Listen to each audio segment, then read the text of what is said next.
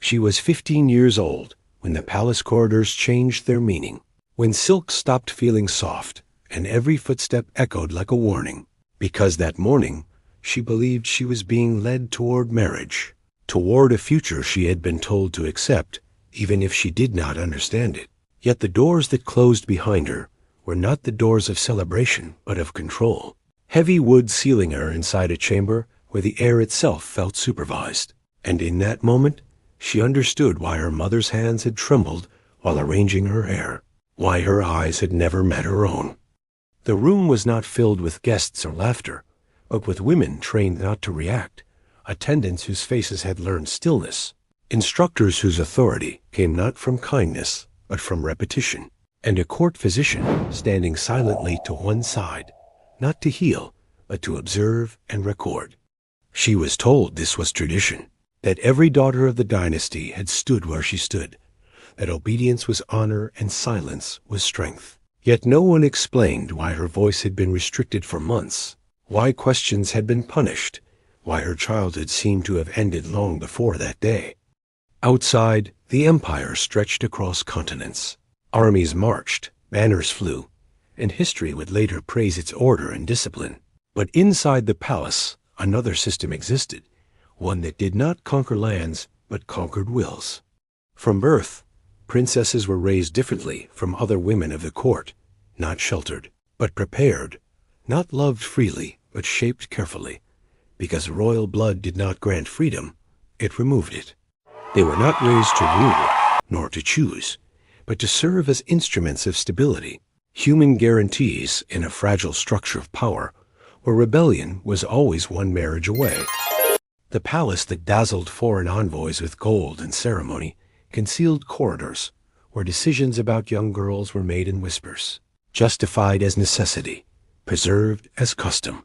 Education, so often praised in chronicles, became a tool of narrowing rather than expansion, teaching posture before thought, restraint before emotion, obedience before identity.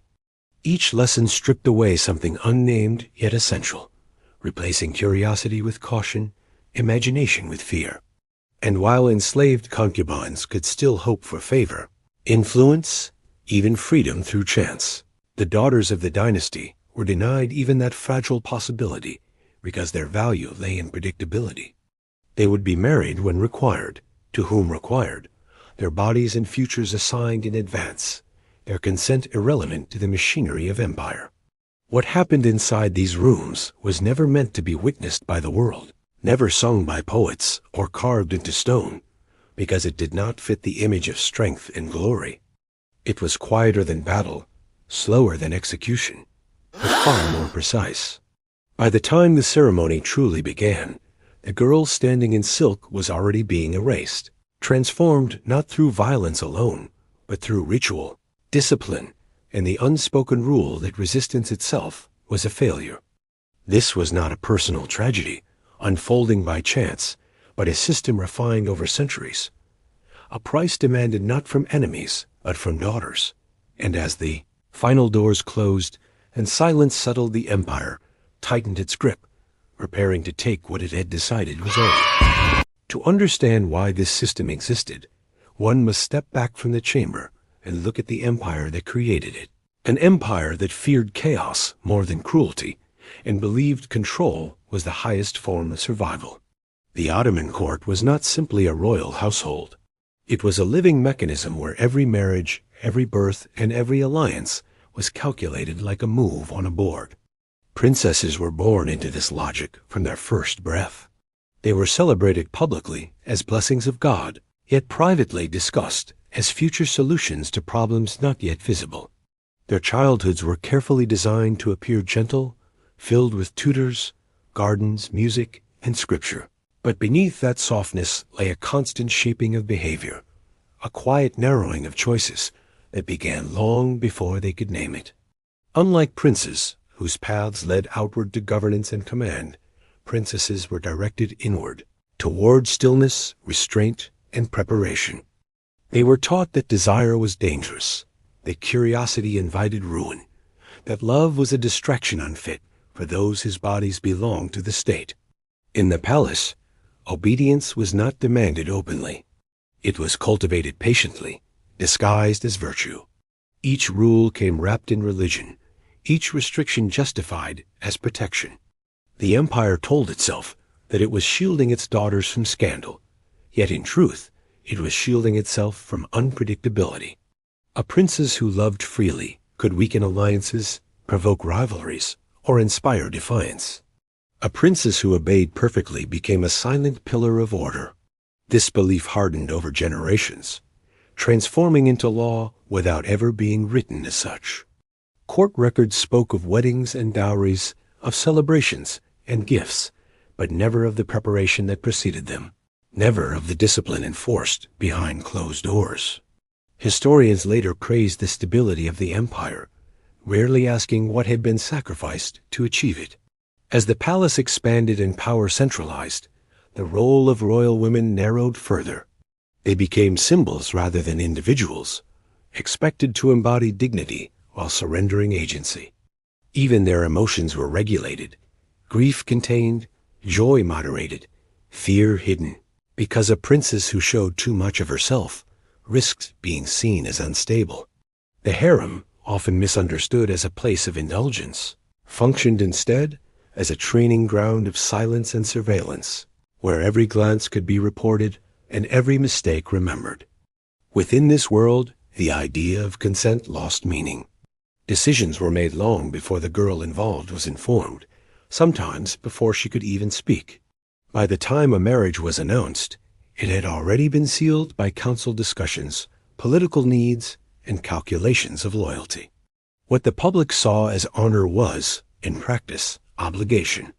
What was described as tradition was, in reality, a system designed to ensure that no royal daughter ever belonged fully to herself.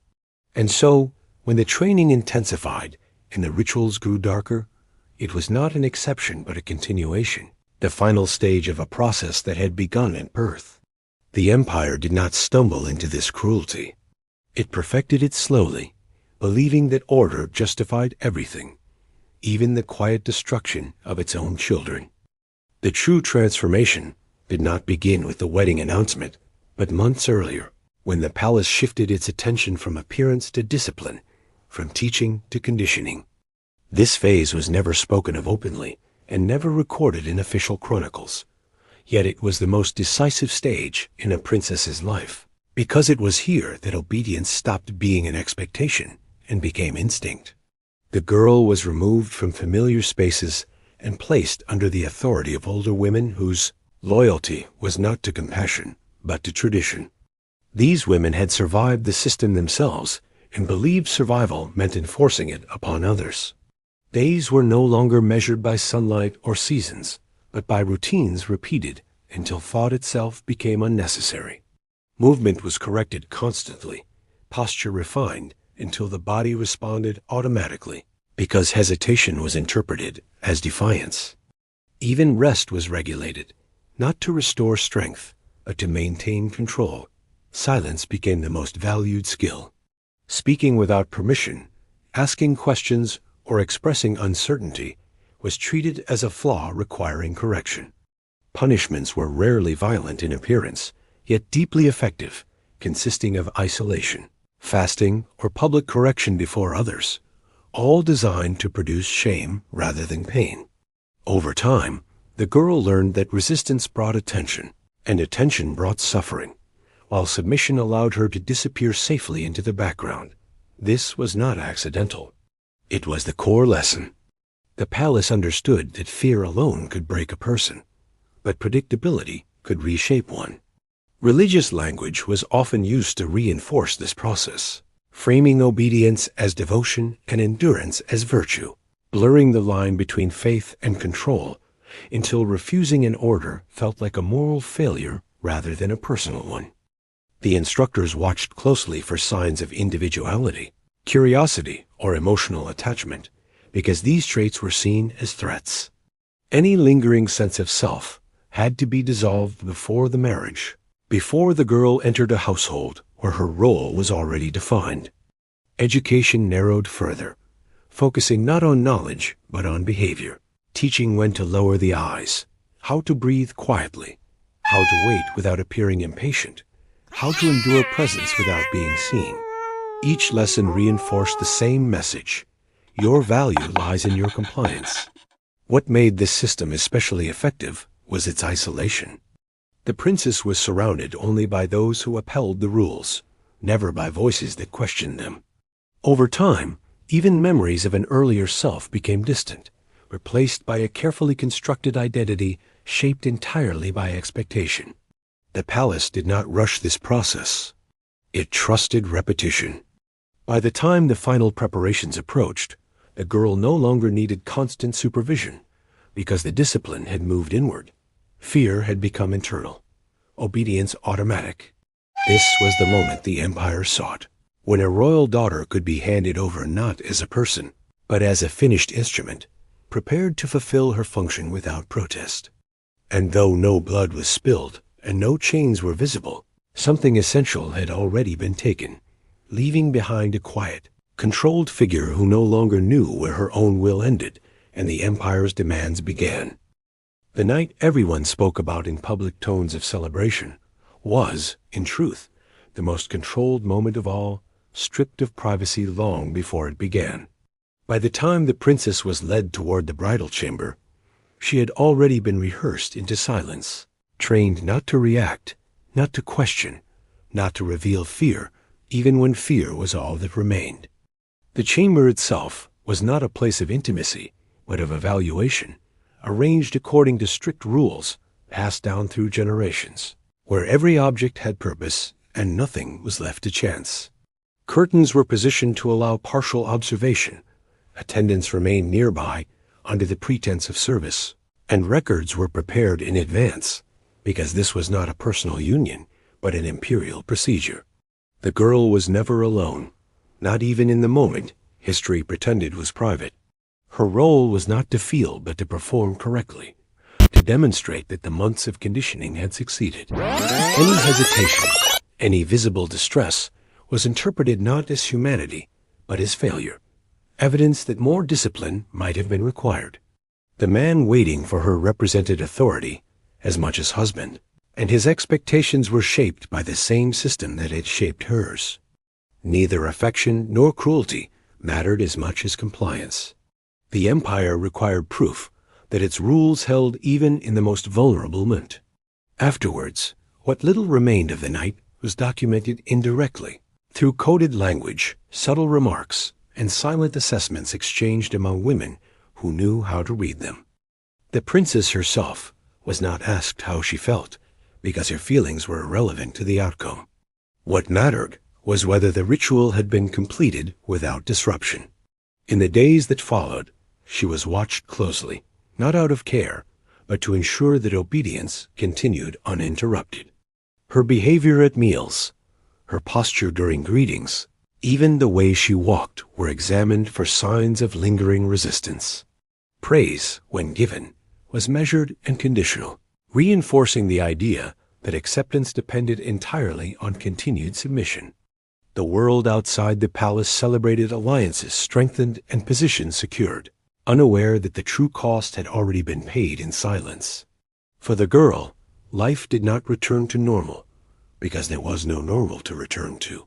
The identity she had been molded into during training was now permanent, expected to endure for decades without deviation. Any attempt to reclaim autonomy risked punishment, scandal, or worse, removal from favor and confinement. This was how the system ensured its longevity, not through force alone, but through fear of consequences that were never fully spoken. By turning the most personal moment of a human life into a monitored ritual, the empire sent a clear message: even here, you do not belong to yourself. And once that lesson was learned, it rarely needed to be repeated, because the discipline had done its work, leaving behind a figure who moved, spoke, and lived exactly as required, carrying the weight of power's demands in quiet obedience. What makes this system even more unsettling is not only what was done, but how carefully it was hidden afterward, buried beneath layers of ceremony, selective memory, and deliberate silence. The Ottoman court understood the power of narrative, and it controlled its own story with the same precision it used to control its daughters. Official records were immaculate, filled with dates, titles, gifts, and alliances, yet conspicuously empty where the inner lives of princesses should have been. Chroniclers praised piety, order, and stability, while omitting the mechanisms that enforced them. Foreign envoys, dependent on imperial favor, observed what they were permitted to see and wrote accordingly, choosing diplomacy over truth. Even religious scholars, who might have questioned the morality of such practices, often framed them as necessity, arguing that the survival of the state justified personal suffering. Over time, repetition turned omission into normality. What was never written slowly ceased to exist in public consciousness. Generations passed without naming what had happened, until silence itself became tradition. Inside the palace, this erasure was reinforced constantly. Princesses were discouraged from forming close bonds with one another, because shared memory could become shared resistance. Mothers learned to withhold warnings from their daughters, not out of cruelty, but because speaking openly would have endangered them both. Silence became a form of inheritance, passed from woman to woman, each generation protecting the next by pretending there was nothing to protect them from. This collective restraint created the illusion that suffering was isolated rather than systemic. When a princess withdrew, fell ill, or faded into obscurity, it was explained away as weakness, destiny, or divine will, never as the result of design. Even after death, their stories remained incomplete. Tomb inscriptions celebrated lineage and virtue, never fear or loss. By controlling how these women were remembered, the empire ensured that no accusation could be sustained because there was no record to challenge. Only fragments survived, scattered across private letters, marginal notes, and later reflections written by those no longer bound by court loyalty. These fragments hint at exhaustion, dread, and resignation, but they stop short of open condemnation, as if even memory feared punishment. Modern historians, piecing together these traces, have struggled to reconstruct what was deliberately obscured. The absence of evidence is not proof of innocence here. It is proof of efficiency. A system that leaves no trace is a system that understands power deeply. By the time the empire began to decline, the practice had already been normalized beyond question, absorbed into the background of governance. The greatest success of this cruelty was not that it endured, but that it convinced the world, and often its victims, that there was nothing to expose. When the empire finally weakened and its authority fractured, the system that had shaped these lives did not collapse in spectacle or confession, but dissolved quietly, leaving behind unanswered questions rather than accountability.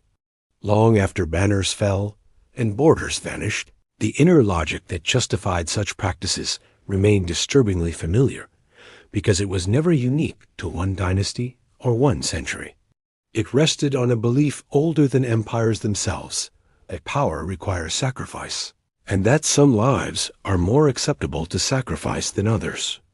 The princesses of the court were not remembered as victims, because remembering them that way would have required admitting that stability had been purchased with fear, that order had been built on submission, carefully disguised as virtue.